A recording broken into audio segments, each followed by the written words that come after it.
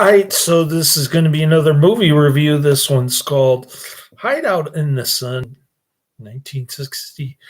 Giving it 5 out of 5 stars. We love Doris Wishman on this channel. Wow, I actually picked out a movie that I loved. So those so bad that it's good type movies.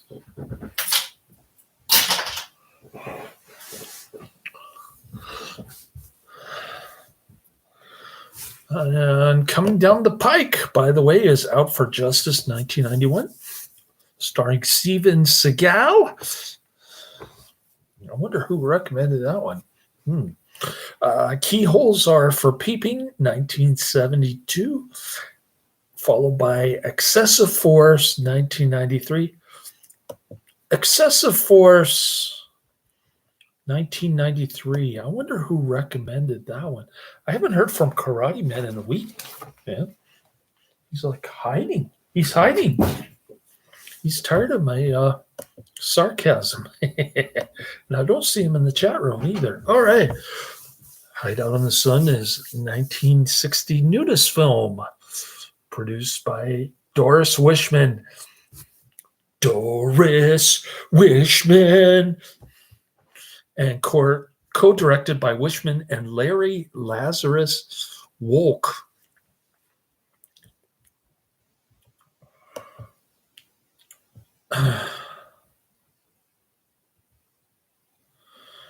It stars Greg Conrad, Dolores Carlos, and Earl Bauer. Brothers Duke and Steve Martin, Conrad and Bauer hold up a bank. Their escape plans go away, however, and they kidnap Dorothy. Oh, she's a good-looking redhead. Dorothy, played by the aforementioned Dolores Carlos. And they force her to hide them at her members-only nudist camp. Now, mind you, the camera angles are are really tricky. You see about half of it is TNA, but there's no full frontal because it's either covered up by towels or somebody's leg or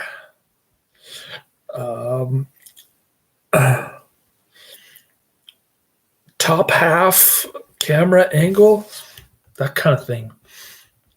So it's one of those nudie cutesy movies from 1960, but all you can see are a bunch of interesting white women with droopy, non-fake breasts and doorknob-size pink nipples. Steve and Dorothy spend the afternoon mingling with the camp's patrons, and Steve grows increasingly fond of both Dorothy and of nudism. I think I like Dorothy better than some of the male inhabitants. There's even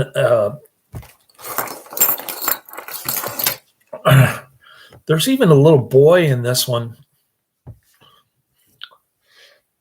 who's in the swimming pool nude. I don't know why Doris Wishman puts nude kids in her movies. Beats me. In order to protect her, Steve convinces Duke to flee the camp with him. After an argument, Duke knocks Steve unconscious and escapes with their ill-gotten gains into a Miami septimentarium, a tourist attraction south of Miami, Florida.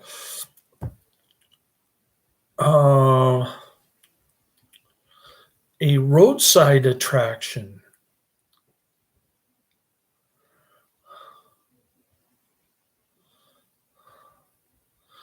Alerted by a clerk, a policeman arrives to arrest Duke, who is bitten by a cobra and dies.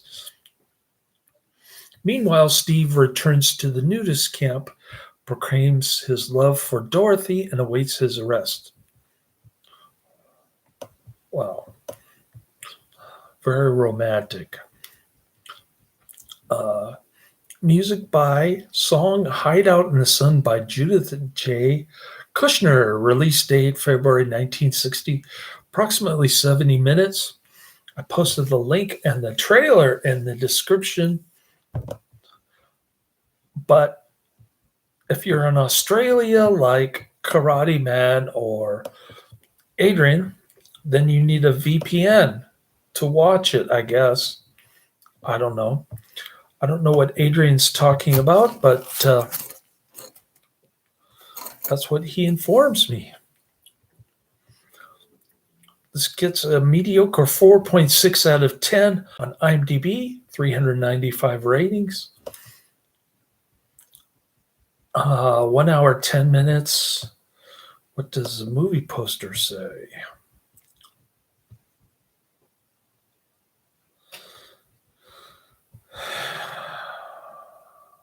Come on. Any day now. Well, I can't open the movie poster, but the writing's probably too small anyways. More like this. Honey, the big bust out, run, virgin, run, and bottoms up. I'm going to have to look those up.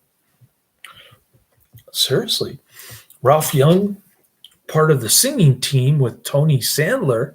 Sandler and Young sings the title song. He later starred for director Doris Wishman in another nudist film, Blaze Star Goes Nudist. Oh, here we go. Here's the movie poster. It says, "Escape to a modern garden of paradise where nature's sun-kissed daughters walk forth in all their natural beauty.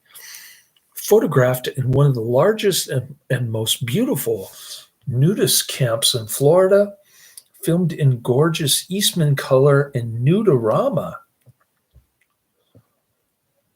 Hideout in the Sun. It happened in a nudist camp."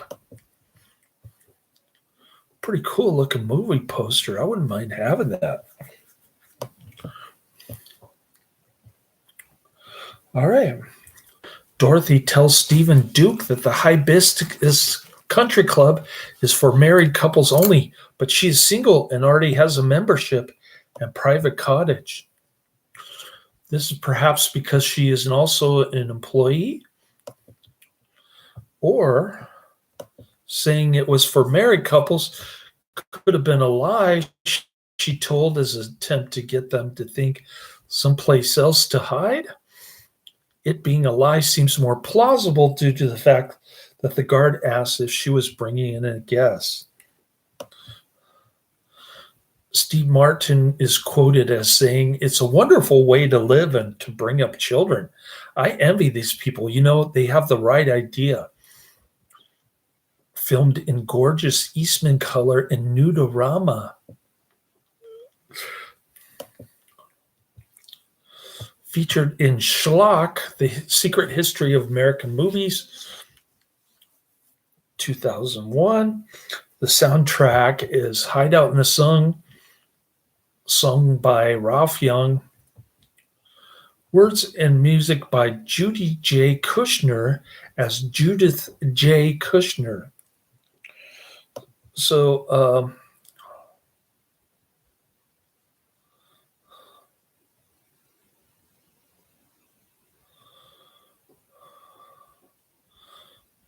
I better put Ralph Young's name in here as the music by. Oh, Karate Man is in the chat room. I stand corrected. And of course, he has nothing to say about my movie review, but he does have something to say about a 2008 movie Let's see what he says. Okay, Robert Young. Music by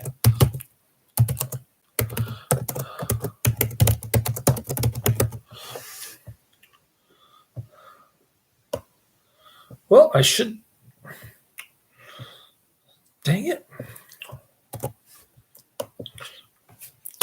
I should put it down here. So Robert Young did the music for this. Put his name.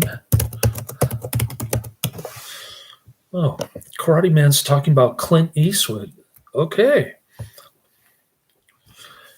Double feature John Q. Gran Torino.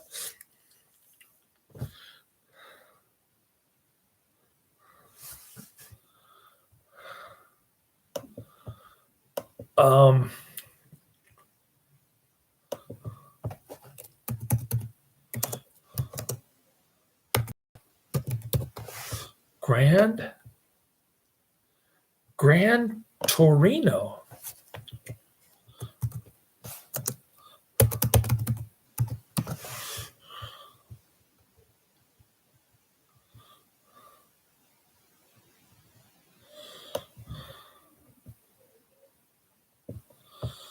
John Q is 2002.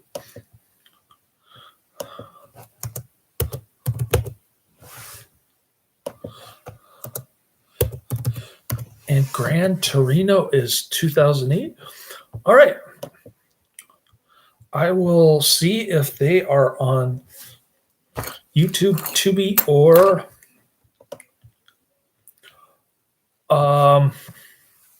Amazon Prime. My three choices. And the problem with the Karate Man recommendations is that I always have to pay money. But if I look up something on my own, some of the Adrian recommendations are free on Tubi. So, yeah, it's expensive to review Karate Man stuff. A work of genius, a melodrama and a comedy at the same time. This is the featured review on IMDb by Bo20, August 16th, 1999. Bo20 is giving it a 10 out of 10. Pound for pound, Doris Wishman is the toughest filmmaker in the history of the silver screen, and Hideout is the film that launched the most prolific career of any woman director ever. Hideout was missing for 40 years after its original distributor died in jail and took the prints with them. This picture deserves wider exposure and it's worth seeking out. I agree wholeheartedly, 100%.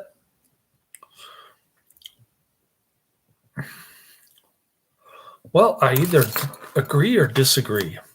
I take that back. I'm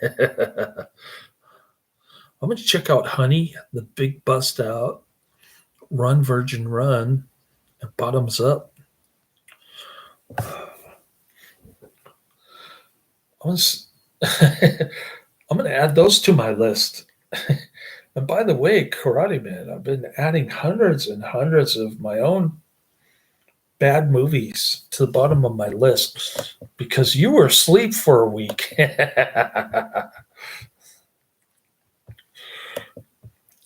Oh, by the way, in this movie, all of the dialogue is dubbed. I don't know if the actors were so bad that she had to go back and dub everything, but I think a lot of these actors only appeared in this movie and they didn't do anything else afterwards. So it's kind of a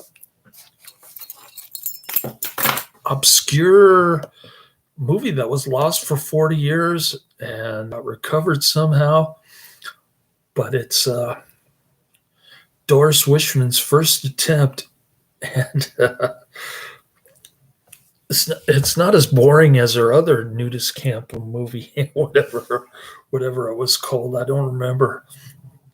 but I think it might have some recycled footage from this one. Maybe it was her second movie. Uh, Doris Wishman. I could probably tell you the name of the other movie if I look up her filmography real quick.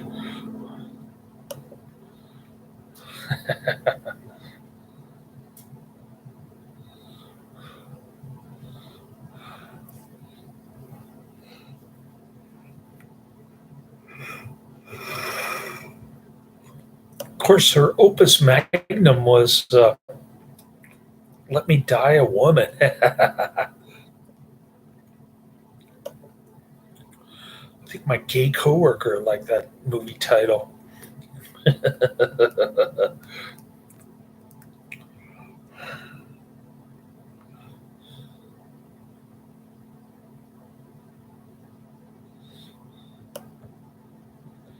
All right. So the film that I'm referring to is Diary of a Nudist. I think that was the one that I did not like.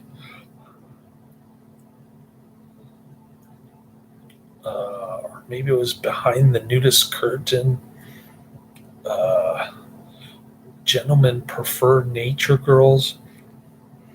I don't think this kind of stuff is as good as Bad Girls Go to Hell, Nude on the Moon, The Amazing Transplant, Let Me Die a Woman.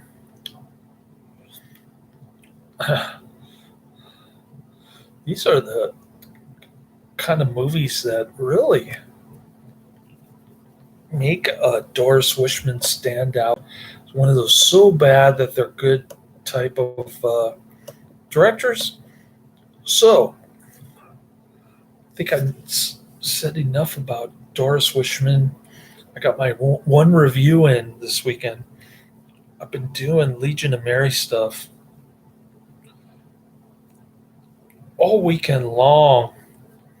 And tomorrow I got more church stuff with my son. Then he's off to Honolulu on Monday with this Chinese family. I won't see him for a week. And then I'll be on vacation with him the following Tuesday, which is the 23rd, I believe. And so I won't have much time to catch up on movie reviews next weekend because I'm going on a